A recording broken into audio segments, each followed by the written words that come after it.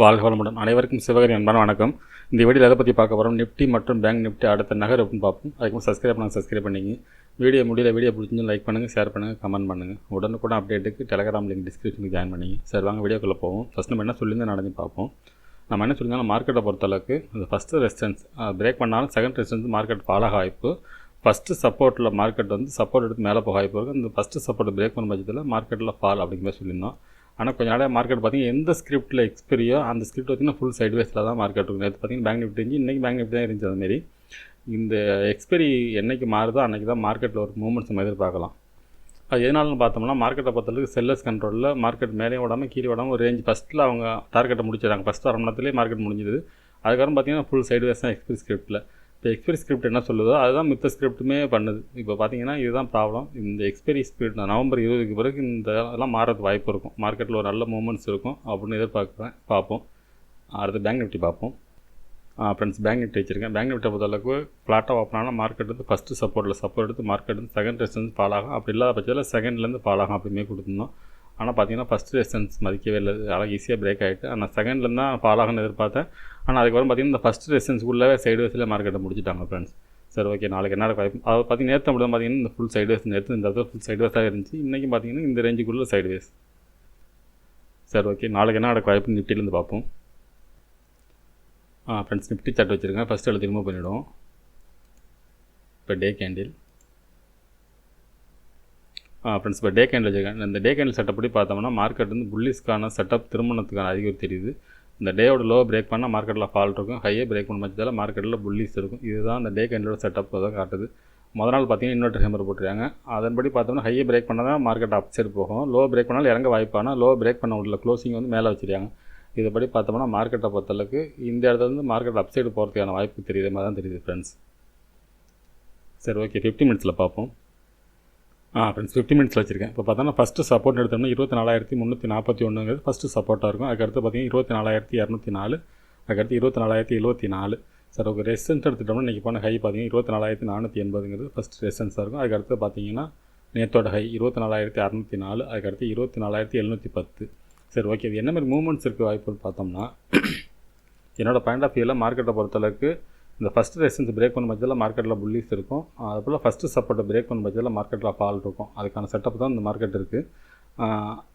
இல்லை ஒரு வேளை இந்த ரேஞ்சுக்குள்ளே இருக்கிறதுக்கு மார்க்கெட் இந்த ரேஞ்சை விட்டு எந்த டைரெக்ஷனில் மார்க்கெட் பிரேக் ஆகுதோ அந்த டைரெக்ஷனில் பொறுத்தான வாய்ப்பு அதிகம் ஃப்ரெண்ட்ஸ். என்னோடய பாயிண்ட் ஆஃப் வியூவில் மார்க்கெட் அப்சைடு பிரேக் பண்ணுறதுக்கான வாய்ப்பு இருக்கும்போது தான் தெரியுது மார்க்கெட்டை பொறுத்தளவுக்கு. ஆனால் இவ்வளோ ரேஞ்சு போமான்னு சொல்ல தெரில. ஆனால் இந்த ஃபஸ்ட் ரெசிஸ்டன்ஸ் பிரேக் பண்ண பட்சத்தில் செகண்ட் ரெசிஸ்டன்ஸ் போகிறதுக்கான வாய்ப்பு அதிகம் ஃப்ரெண்ட்ஸ். இந்த ரேஞ்சுக்குள்ளே ஈஸியாக மார்க்கெட் மூவ் ஆகிடும். இதை தாண்டதுங்கிறது கொஞ்சம் ரிஸ்க்கு, வெரி புல்லிஸாக இருக்கும் பட்சத்தில் இந்த இடத்து பிரேக் பண்ண முடியும். ஆனால் என்னோடய பாயிண்ட் ஆஃப் வியூ இதையும் பிரேக் பண்ணுறதுக்கான வாய்ப்பு இருக்கிறதுக்கு அறிகுறி தான் இப்போ முடிஞ்சிருக்க செட்டப் படி பார்த்தா தெரியுது ஃப்ரெண்ட்ஸ். அதே சமயத்தில் மார்க்கெட் ஃபால் ஆக பட்சத்தில் இந்த ஃபஸ்ட்டு சப்போர்ட் பிரேக் பண்ணிச்சுன்னா இந்த 24,074 வரைக்கும் வரதுக்கான வாய்ப்பு ரொம்ப அதிகம் ஃப்ரெண்ட்ஸ். அதாவது இந்த இடத்து பிரேக் பண்ணால் மட்டும்தான். அப்படி இல்லாத பட்சத்தில் மார்க்கெட்டை பொறுத்தவரை ஒன்றும் இந்த ரேஞ்சுக்குள்ளே சைட்வேஸாக இருக்கும், இல்லைனா அப்சைட் பிரேக் பண்ணுறதுக்கான வாய்ப்பு அதிகம் ஃப்ரெண்ட்ஸ். சரி ஓகே, பேங்க் நிஃப்டி பார்ப்போம். ஃப்ரெண்ட்ஸ் பேங்க் நிஃப்டி வச்சுருக்கேன். ஃபஸ்ட் அளவு ரிமூவ் பண்ணிவிடுவோம். இப்போ day candle friends day candle வச்சுருக்கேன். டே கேண்டில் படி பார்த்தோம்னா நிஃப்டியை பொறுத்தளவுக்கு அந்தளவுக்கு ஸ்ட்ராங் பண்ண இன்றைக்கி தான் ஸ்ட்ராங்குன்னு எடுத்துக்கலாம். ஆனால் பேங்க் நிஃப்டியை பொறுத்தளவுக்கு நம்ம முன்னாடியே சொல்லிட்டு தான் இருக்கோம், பேங்க் நிஃப்டி பொறுத்தளவுக்கு ஸ்ட்ராங்காக தான் இருக்குன்னு சொல்லிட்டு. இப்போ அதன்படி பார்த்தோம்னா இந்த லோ கூட கிட்டக்க வரல, அந்த இன்வெர்டர் ஹேமருக்கு மேலே தான் பிரேக் பண்ணிவிட்டு க்ளோசிங் கீழே தான் வச்சுட்டாங்க. இருந்தாலும் மார்க்கெட்டை பொறுத்தளவு அப்சைடு போகிறதுக்கான வாய்ப்பு அதிகம்.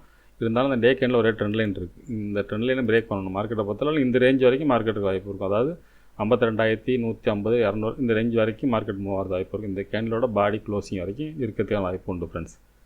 சரி ஓகே, 50 மினிட்ஸில் பார்ப்போம். ஃப்ரெண்ட்ஸ் 50 மினிட்ஸ் வச்சுருக்கேன். இப்போ பார்த்தோம்னா ஃபஸ்ட்டு சப்போர்ட் 51,411, அதுக்கடுத்து பார்த்திங்கன்னா 51,201, அடுத்து 51,000 ரவுண்ட் ஃபிகரில் இருக்குது. சரி ஓகே, ரெசிஸ்டன்ஸ் எடுத்துட்டோம்னா 51,780, அடுத்து 52,030, அதுக்கடுத்து 52,257. சரி ஓகே, இது என்ன மாதிரி மூவ்மெண்ட்ஸுக்கு வாய்ப்புன்னு பார்த்தோம்னா என்னோடய பாயிண்ட் ஆஃப் வியூவில் நிஃப்டி மாதிரி தான் இதுவும் கிட்டத்தட்ட இந்த ரேஞ்சுக்குள்ளே 51,400 இருக்கும், 51,780 கிட்ட 400 பாயிண்ட் இந்த ரேஞ்சுக்குள்ளே மார்க்கெட்டை பொறுத்தளவுக்கு இந்த ரேஞ்சுக்குள்ளே இருக்க வாய்ப்பு இருக்கும். இதில் எந்த டைரெக்ஷனில் பிரேக் ஆகுதோ அந்த டைரெக்ஷனில் மார்க்கெட் போகிறது வாய்ப்பு இருக்கும். என்னோடய பாயிண்ட் ஆஃப் வியூவில் மார்க்கெட்டை பொறுத்தளவுக்கு இந்த ஃபஸ்ட் ரெசிஸ்டன்ஸ் பிரேக் பண்ணி இந்த ட்ரெண்ட் லைனை பிரேக் பண்ணி க்ளோசிங் கூட கொடுக்கறது வாய்ப்பு இருக்கும். நாளைக்கு க்ளோசிங் கொடுத்தா தான் மார்க்கெட்டை பொறுத்த அப்சைடு போகிறது வாய்ப்பு இருக்கும். அதனால் இந்த ரேஞ்ச் வரைக்கும் போகிறது வாய்ப்பு இருக்கும் இந்த ஃபஸ்ட்டு ரெசிஸ்டன்ஸ் பிரேக் பண்ண பட்சத்தில். அதே சமயத்தில் மார்க்கெட்டை பொறுத்தளவுக்கு இந்த ஃபஸ்ட்டு சப்போர்ட்டை பிரேக் பண்ணிச்சுன்னா மார்க்கெட் வந்து 51,000 வரைக்கும் வரது 400 பாயிண்ட் இதுலேருந்து இப்போ இருக்கிறது 51,500 இருக்குது, 550 இருக்குது, 550 பாயிண்ட் இறங்கிறது வாய்ப்பு இருக்கும் இந்த ஃபஸ்ட்டு சப்போர்ட்டை பிரேக் பண்ணும் பட்சத்தில். ஆனால் இது வாய்ப்பு கம்மி, என்னோடய பாயிண்ட் ஆஃப் வியூவில் இதுக்கான வாய்ப்பு கம்மி. ஒன்று இந்த ரேஞ்சுக்குள்ளே இருக்கும், இல்லைன்னா பிரேக் பண்ணி மேலே போகிறதுக்கான வாய்ப்பு அதிகம் ஃப்ரெண்ட்ஸ். இந்த டவுன் சைடுங்கிறது கொஞ்சம் எதிர்பார்க்குற அளவுக்கு இல்லை, 80% அப் சைடு தான் இருக்கும், வேணால் 20% வேணால் கீழே வரதுக்கான வாய்ப்பு இருக்கும் ஃப்ரெண்ட்ஸ். என்னோடய பாயிண்ட் ஆஃப் வியூவில் மார்க்கெட் அப் சைடு போய் முடியறதுக்கான வாய்ப்பு அதிகம். சரி, ஓகே ஃப்ரெண்ட்ஸ், அடுத்த வீடியோவில் சந்திப்போம். நன்றி, வணக்கம்.